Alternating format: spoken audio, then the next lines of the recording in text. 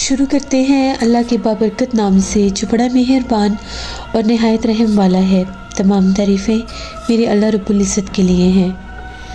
Horror stories Urdu के मुअज़्ज़िज़ नाज़रीन को मेरी तरफ़ से अस्सलाम वालेकुम। उम्मीद करती हूँ आप सब लोग खैरियत से होंगे, जहाँ होंगे खुश होंगे। आज आप लोगों के लिए बहुत डरावनी कहानियाँ लेकर आई हूँ जिन्हें आप लोग बहुत पसंद करेंगे। आज की पहली खौफनाक कहानी फैसल शेयर कर रहे हैं। फैसल कहते हैं मैं फैसलाबाद का ही रहने वाला हूँ। आज आपके साथ अपनी ज़िंदगी में पेश आने वाली बहुत ज़्यादा डरावनी कहानी शेयर करना चाहता हूँ। आज से 6 साल पहले की बात है, छोटी ईद की बात है। हम सारे दोस्तों ने प्लान बनाया कि हम लोग दरियाए चनाब पर जाएंगे, चन्योट वाले दरिया पर जाएंगे घूमने फिरने के लिए। ईद का दूसरा दिन था। हम लोग चन्योट पहुँच गए दरिया पर। हम लोगों ने काफ़ी ज़्यादा दरिया की सैर की। इसके बाद हम लोगों ने प्लान किया कि चलो अब हम लोग कश्ती में बैठकर आगे की तरफ जाते हैं। वो जो कश्ती वाला था हम लोगों का दोस्त ही था, पहले भी हम लोग वहाँ पर आते जाते थे। वो हमें काफ़ी आगे ले गया। तकरीबन काफ़ी ज़्यादा दरिया में आगे जाने के बाद हम लोगों ने देखा एक सूखी सी जगह थी और वहाँ पर काफ़ी ज़्यादा दरख्त थे। वहाँ पर हमें जिस तरह से बकरियाँ वगैरह नज़र आई, कुछ लोग नज़र आए, तो हमें बड़ा ये तज्जुब हुआ कि इस तरफ भी कोई आबादी, कोई गांव है, हमें पता ही नहीं है, चलो देख कर आते हैं इसको। हम लोगों ने उससे ये कहा कि यहाँ पर थोड़ी देर रुको, तो हम लोग आ रहे हैं। उसने कहा कि इस तरफ कभी कोई नहीं गया, पता नहीं कौन सी जगह है, मत जाओ। हमने उससे कहा कि बस हम लोगों ने तस्वीरें बनानी है, हम लोग अभी आ रहे हैं। हम लोग जब वहाँ से उतरे तो आगे जाने लगे, बड़े घने दरख्तों में आगे जाते गए तो जैसे कोई गाँव सा था। उस गांव के घर बड़े अजीब से थे, मिट्टी के घर थे, लेकिन उन घरों के ऊपर बाकायदा कलर किया हुआ था। ज़्यादातर घरों के ऊपर काले रंग का कलर किया हुआ था मिट्टी के ऊपर। बकरियां हमने देखी, सफ़ेद और काले रंग की बकरियां चारों तरफ हम लोगों ने देखी। थोड़ा सा आगे जब हम लोग जाने लगे तो हम लोगों ने एक आदमी को देखा। उस आदमी का कद बहुत लंबा था, 6 फीट से भी ऊंचा उसका कद होगा। वही उसने देहाती लिबास पहना हुआ था, तहमत बांधी हुई थी, और जैसे वो बकरियों को साथ लेकर वो उन्हीं दरख्तों की तरफ आगे जा रहा था। थोड़ी देर के बाद अब हम लोग उसे देख रहे हैं, उस आदमी ने हमारी तरफ ध्यान ही नहीं दिया। वो बकरियाँ भी इधर उधर चरती, चारा खाती हुई आगे निकल गई। हम लोग थोड़े और आगे जाने लगे। मेरे एक दोस्त ने कहा कि आगे नहीं जाना चाहिए, मैंने पहली बार ज़िंदगी में ऐसा गाँव देखा जिसकी दीवारों के ऊपर इस तरह से रंग किया गया है। काले रंग की दीवारें हैं या कोई दीवारें थी वो सुर्ख रंग की थी। ये 2 कलर हम लोगों ने वहाँ पर देखे। हम लोग अपने दरख्तों में ही थे। एकदम से हम लोगों को ऐसे आवाज़ आने लगी जिस तरह से बकरी को ज़बह करते हैं, बकरे को बकरा ईद पर, तो उसकी आवाज़ आती है। बड़ी खौफनाक बकरी की आवाज़ थी। एकदम से हम लोग उस आवाज़ की तरफ जैसे भागे कि हम लोग देखते हैं कि ये आवाज़ कहाँ से आ रही है। जो मंज़र हम लोगों ने देखा वो इतना हैबतनाक था कि हम लोगों की ज़िंदगी थी जो हम लोग बच गए।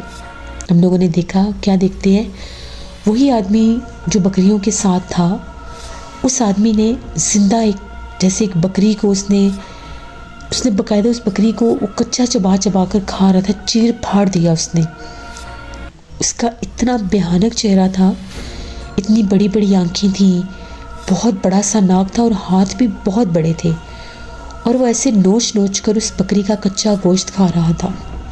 बस ये देखने की देर थी। हम लोग वहाँ से ऐसे भागे कि जैसे कोई हवा होती है, पीछे पलट कर भी नहीं देखा। हम लोग गिरते पड़ते कश्ती के पास पहुँचे। अल्लाह का शुक्र है कि वो वहाँ से गया नहीं था। हमने उससे कहा कि जल्दी से यहाँ से निकलो वरना ये अभी हमें मार देंगे। उसने कहा कि मैंने तुम लोगों को मना किया था, अब क्या हुआ है। यहाँ तक कि हमें ऐसी आवाज़ आ रही थी जिस तरह से वो आदमी चिल्ला रहा है, शोर मचा रहा है, उसे पता लग गया। हम लोग घर वालों के पास पहुँचे, हमने शोर मचा दिया। हमने कहा कि वहाँ पर हम लोगों ने जिन्नात का जैसे पूरा जजीरा देखा है, बस्ती देखी है, वहाँ पर जिन्नात की बस्ती है। वहाँ पर हम लोगों के घर वाले भी थे क्योंकि हम दोस्त आए हुए थे उसके साथ। उसके बाद हम लोगों के कुछ रिलेटिव्स थे, वो भी उस साइड पर आए हुए थे, फैमिली थी वो भी, उनसे भी हम लोग मिले थे। उन लोगों को भी बताया। उन लोगों ने कहा कि तुम लोगों को आगे नहीं जाना चाहिए था। वो पूरी फैमिली थी। खैर हम लोग वहाँ से निकल पड़े, घर पहुँचे। बड़ा सा बुखार था। मेरे दादाजी को इस बात का पता चला। मेरे दादाजी ने बताया कि वो जिन्नात का ही जजीरा है, वो जगह मशहूर है। वो इतनी वीरान और सुनसान और इतनी दूर वो जगह है कि वहाँ पर आम लोग जाते ही नहीं हैं, बहुत कम लोग हैं जो कभी उस साइड पर जा निकले।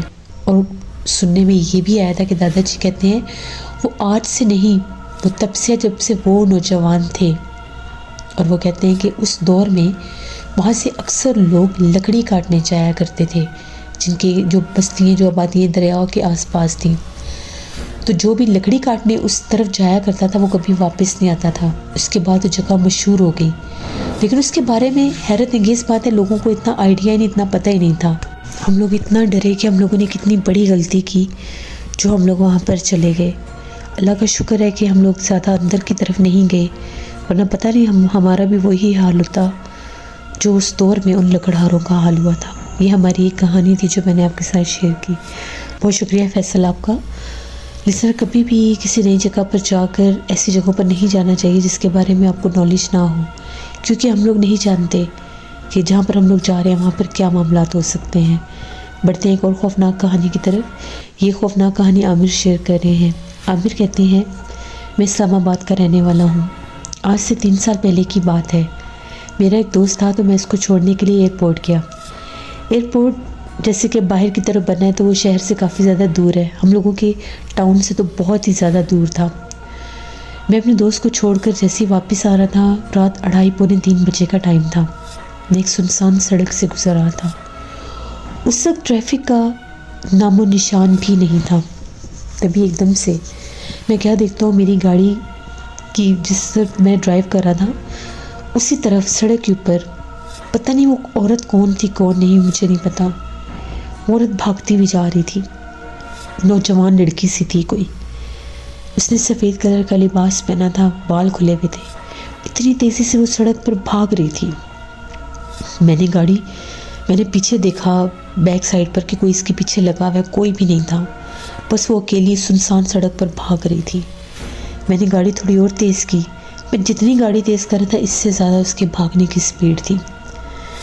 तकरीबन आधा किलोमीटर तो मैंने उसे देखा, वो भागती हुई जा रही थी, हवा से बातें कर रही थी। वो उसको शायद ये भी नज़र नहीं आ रहा था, ये भी पता नहीं था कि पास कोई गाड़ी भी गुजर रही है।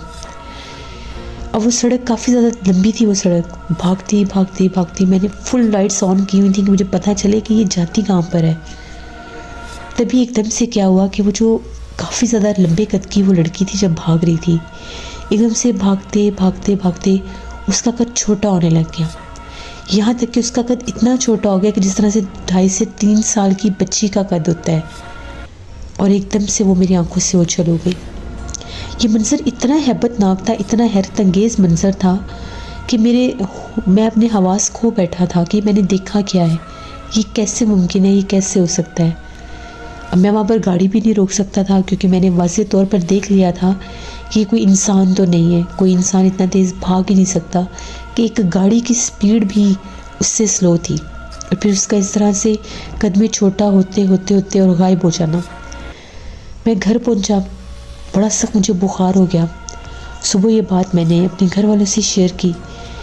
मेरे अब्बू को काफ़ी ज़्यादा इन चीज़ों के बारे में नॉलेज था।